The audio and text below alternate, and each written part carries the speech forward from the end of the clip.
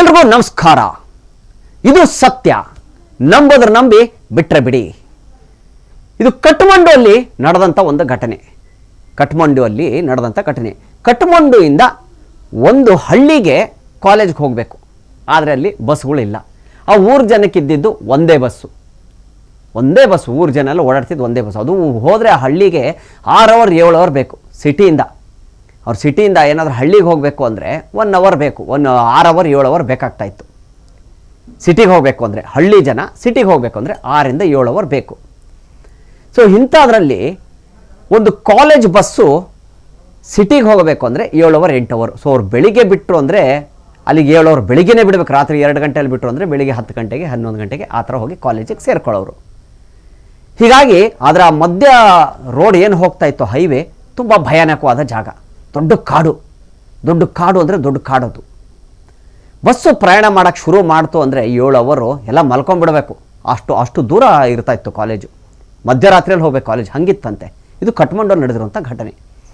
So ಹೀಗೆ ಒಂದು ಸತಿ ಎಲ್ಲರೂ ಕಾಲೇಜ್ಗೆ ಹೋಗುವಾಗ ಬಸ್ಸಲ್ಲಿ ಒಂದು ಘಟನೆ. ಕಾಡು ಮಧ್ಯದಲ್ಲಿ ಹೋಗೋ ಟೈಮ್ಗೆ ಒಂದು ಜಾಗದಲ್ಲಿ ಎಲ್ಲೂ ಅಲ್ಲಿ ಬಸ್ ಆಗಲಿ ಗಾಡಿಗಳು ನಿಲ್ಲಿಸೋ ಹಾಗಿಲ್ಲ. ಒಂದು ಸ್ಥಳ ಇತ್ತು, ತುಂಬ ಭಯಾನಕವಾದ ಸ್ಥಳ ಅದು. ಆ ಕಡೆ ಎಲ್ಲ ಮಶಾನಗಳು ಅದು ಇದೆಲ್ಲ ಇತ್ತಂತ. ಆ ಕಡೆ ಕಾಡಲ್ವಾ. ಸೊ ಹಳ್ಳಿ ಜನ ತೊಗೊಂಡೋಗಿ ಅಲ್ಲೇ ಯಾರಾದರೂ ಸತ್ತೋದ್ರೆ ಅವ್ರನ್ನ ತೊಗೊಂಡೋಗಿ ಅಲ್ಲೇ ಹೂಣ್ ಬಿಡೋದು, ಸುಡೋದು, ಈ ಥರದ್ದೆಲ್ಲ ಮಾಡೋಂಥ ಒಂದು ಸ್ಥಳ ಅದ ಜಾಗ. ಅದು ಭಯಾನಕವಾದ ಜಾಗ.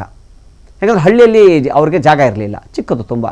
ಕಾಡಲ್ಲಿ ಒಳಗಡೆ ಹೋಗ್ತಾ ಒಂದು ಜಾಗ ಮಾಡ್ಕೊಂಡ್ಬಿಟ್ಟಿದ್ರಂತೆ ಹಳ್ಳಿಯವರು. ಸತ್ತಾಗ ಯಾರಾದರೂ ಅವ್ರನ್ನ ತೊಗೊಂಡೋಗಿ ಇಲ್ಲಿ ಹೂಣುವಂಥದ್ದು ಹೀಗೆಲ್ಲ ಮಾಡ್ತಾಯಿದ್ರು.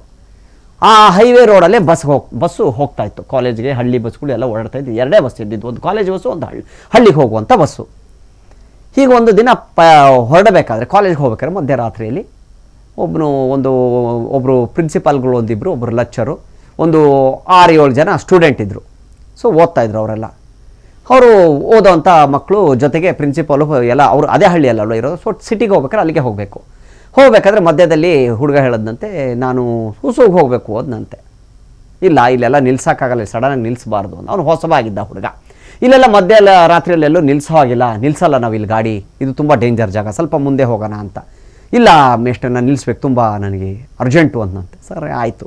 ಮಧ್ಯರಾತ್ರಿ ಆಗಿತ್ತು. ಹತ್ರ ರಾತ್ರಿ ಅವರು ಅಲ್ಲಿ ಮಧ್ಯರಾತ್ರಿ ಬಿಟ್ಟಾಗ ಇಲ್ಲಿ ಹೋಗೋ ಅಷ್ಟರಲ್ಲಿ ಒಂದು 2:30-3 ಗಂಟೆ ಆಗ್ಬಿಡ್ತು ಅಲ್ಲಿ. ಸೊ ಅಲ್ಲಿ ಮಧ್ಯರಾತ್ರಿ ಒಂದು ಜಾಗದಲ್ಲಿ ನಿಲ್ಲಿಸಿದ್ರು.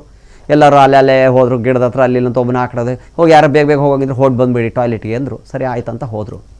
ಜೋರಾಗಿ ಒಬ್ಬ ಕಿರ್ಚದ ಅದಲ್ಲಿ ಹೊಸ ಹುಡುಗ. ಇವರೆಲ್ಲ ಬಸ್ ಹತ್ತಿದ್ರು, ಅವ್ರು ಓಡೋದ್ರು. ಯಾಕೆ ಏನಾಯಿತು ಅಂಥೇಳಿ ಓಡೋಗವನ್ನ ನೋಡಿದ್ರು. ಅವ್ನು ವಾಪಸ್ ಬರ್ತಾನಂತೆ. ಏನಾಯಿತು ಗೊತ್ತಿಲ್ಲ, ಯಾರೋ ಏನೋ ಒಂಥರ ನನಗೆ ಹಿಂದೆ ಬಂದು ನನಗೆ ಬೆನ್ನಿಗೆ ಹೊಡೆದಂಗಾಯಿತು. ಅದಕ್ಕೆ ನಾನು ಹೇಳಿದ್ದು ಇಲ್ಲಿ ನಿಲ್ಲಿಸಬಾರ್ದು ಅಂತ ಹೇಳಿದೆ, ನೀನು ಕೇಳಲಿಲ್ಲ. ಸರಿ ಆಯಿತು ನಡಿ. ಏನದು ಅಂತ ಕೇಳಿದ್ನಂತೆ. ಇಲ್ಲಿ ಗೊತ್ತಿಲ್ಲ, ಇಲ್ಲೊಂಥರ ವಿಚಿತ್ರವಾದ ಆತ್ಮಗಳಿದಾವೆ ಇಲ್ಲಿ.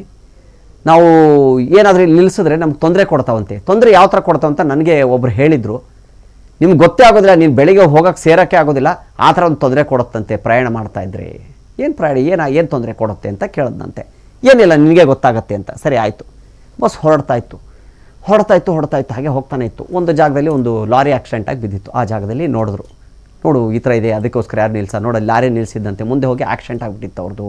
ನಮಗೆ ಭಯ ಆಗ್ತಾಯಿದೆ. ಒಬ್ಬರು ದೇವರಿಗೆ ಪ್ರಾರ್ಥನೆ ಮಾಡೋದು ಅದು ಇದೆಲ್ಲ ಮಾಡ್ಕೊಂಡು ಹೊರಟರು.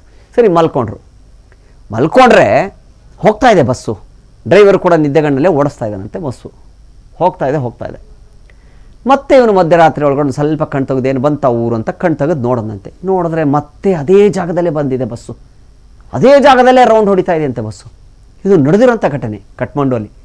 ಬಸ್ಸು ಎಲ್ಲಿ ಇವರು ಟಾಯ್ಲೆಟ್ಗಂತ ನಿಲ್ಲಿಸಿದ್ರು ಅದೇ ಜಾಗದಲ್ಲೇ ಮತ್ತೆ ಬಸ್ ಸುತ್ತಾ ಇದೆ, ಒಂದು ರೌಂಡ್ ಸುತ್ತಾ ಇದೆ ಅಂತೆ. ಡ್ರೈವರ್ ಎಷ್ಟೇ ಪ್ರಯತ್ನ ಮಾಡೋ ಅವ್ನು ಹೋಗಬೇಕು, ರೀಚ್ ಆಗಬೇಕು, ಅಲ್ಲಿ ಹೋಗಬೇಕು ಅಂತ ಸಿಟಿಗೆ ಹೋಗಿ ಪ್ರಯತ್ನ ಮಾಡಿದ್ರು ಅದು ಆಗ್ತಾನೇ ಇಲ್ಲ ಮಧ್ಯರಾತ್ರಿಯಲ್ಲಿ. ಏನು ಮಾಡೋದೀಗ?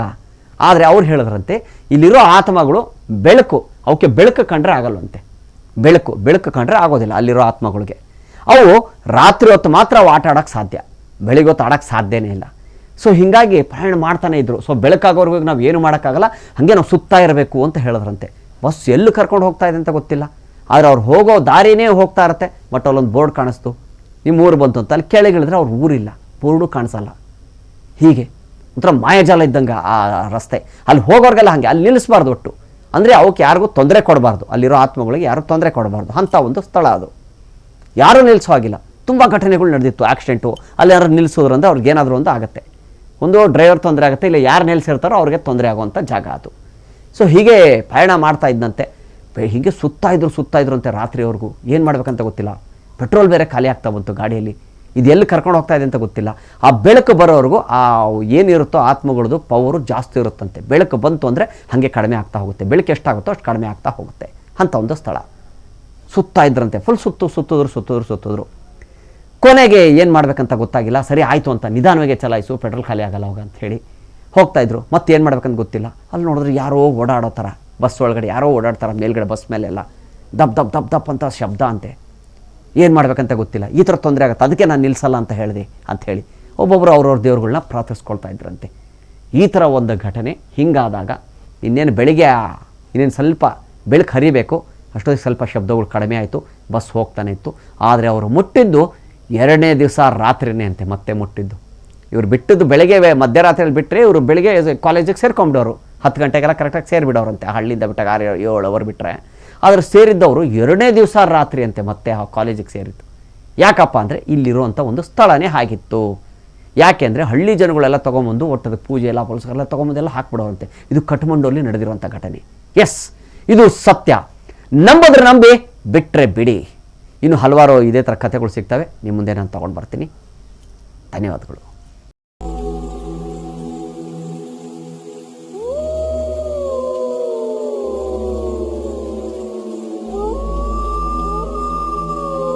ಕ್ಷಣ ಕ್ಷಣದ ಸುದ್ದಿಗಳಿಗಾಗಿ ಫ್ರೀಡಂ ಟಿವಿ ಸಬ್ಸ್ಕ್ರೈಬ್ ಮಾಡಿ, ಲೈಕ್ ಮಾಡಿ ಹಾಗೂ ಫಾಲೋ ಮಾಡಿ. ಹೊಸ ಸುದ್ದಿಗಳ ನೋಟಿಫಿಕೇಶನ್ಗಾಗಿ ಬೆಲ್ ಐಕಾನ್ ಮೇಲೆ ಕ್ಲಿಕ್ ಮಾಡಿ.